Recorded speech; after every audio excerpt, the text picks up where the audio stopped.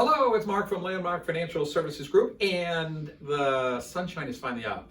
It's been dark for a while, and I was thinking there's no better way to introduce March than having a nice couple of videos with some sunshine in the background.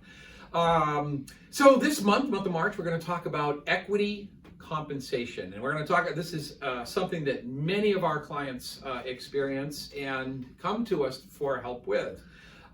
Equity compensation is ultimately designed for an employee to participate in the success of the business. So as the stock price rises, the company succeeds, the employee gets to benefit from that economically.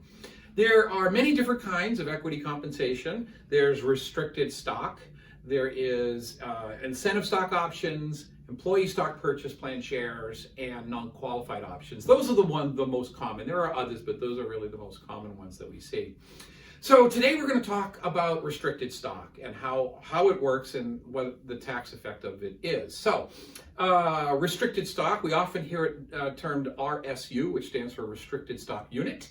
And restricted stock works such that a company grants an employee a certain number of shares. But the employee can't do anything with those shares until they have vested in them. And that is what makes the date of grant a non-taxable event. So nothing happens on the date that they are granted. However, once a portion of those shares vests, it can become a taxable event. Now, what does all this mean? So let's do a quick example. You have 1,000 shares and you're told you can vest over 4 years.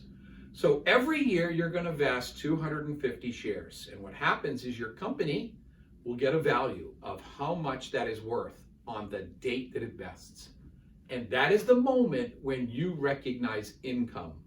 Why? Because it is that moment when you could sell the shares and take the cash. So the IRS thinks if you can put the cash in your pocket, you can pay the tax. And so that's how restricted stock works.